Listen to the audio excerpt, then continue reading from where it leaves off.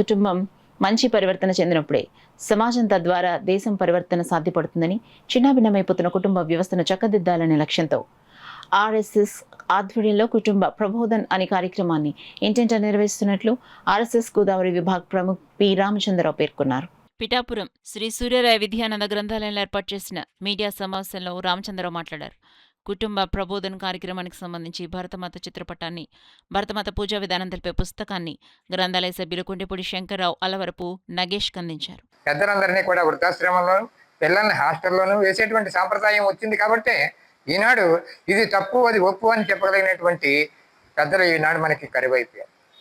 అందువలనే ఆర్ఎస్ఎస్లో ఈ కుటుంబ ప్రబోధన ద్వారా, ఈ భరతమాత పూజల ద్వారా ఇంటింటికి వెళ్ళి భరతమాతని యొక్క స్మరించుకుంటూ భరతమాత పూజ పేరుతోటి మనం అందరం కూడా కుటుంబాలు సఖ్యతగా ఉండాలి, కుటుంబంలో అందరూ కూడా సఖ్యతగా ఉండాలి, కలిసి భోజనం చేయాలి, కలిసి మాట్లాడుకోవాలి, కలిసి వ్యవహారాలు చేసుకోవాలి. ఎప్పుడైతే మనుషులైతే ఉంటున్నారు కానీ మనసులు మాత్రం వేరే వేరే ఉంటున్నాయి. మనకి అతి భయంకరమైనటువంటిది ఈనాడు మన అందరి మధ్యలోకి వచ్చినటువంటి ఒక భయంకరమైనటువంటి కరోనా కాల ప్రమాదమైనటువంటి ఈ సెల్ ఫోన్ వచ్చిన తర్వాత మనుషులు మాట్లాడుకోవడం మానేశారు, దగ్గర వాడితో మాట్లాడడం మానేశారు, దూరస్తులతో మాట్లాడుకోవడం. దీనివల్ల అనేక రకాలైనటువంటి అనర్థాలు కూడా జరుగుతున్నాయి. ఇవాళ తప్పు జరుగుతోంది కానీ తప్పని చెప్పగలిగినటువంటి ధైర్యం తల్లిదండ్రులకి లేదు, ఉపాధ్యాయుడికి లేదు, సమాజంలో ఉండేటువంటి ఎవరికీ కూడా భయం లేదు. కాబట్టి పిల్లలకి వేళ విచ్చలపెట్టతనంతో అనేక రకాలైనటువంటి సమస్యలు ఇవాళ మనం చూస్తున్నాం. మన కళ్ళ ముందే అనేక రకాలైనటువంటి ప్రమాదాలకు మనం గురికవుతున్నాం. రాబోయేటువంటి పరిస్థితి ఎలా ఉంటుంది అనేటువంటిది ఒక భయంకరమైనటువంటి ఆశ చూస్తుంటాయి, చాలా బాధాకరంగా ఉంటుంది.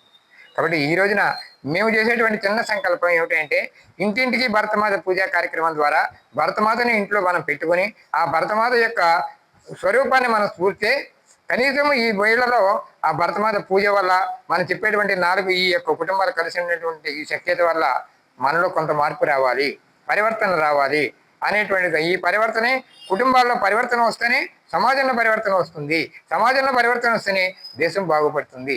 ఇది రాబోయేటువంటి తరాలకి మంచి మార్గదర్శకంగా కలుగుతుంది అని పెద్దలకి పిన్నలకి చెప్తున్నటువంటి ఒక చిన్న వినపంగా చెప్తున్నాం.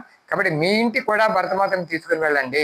ఈ భరతమాత దృష్టిని చూపించినప్పుడు అమ్మ నేను కూడా నీ యొక్క సంతానం అనేటువంటి ఒక స్ఫురణలోకి రావడం కోసమే ఈ భరతమాత.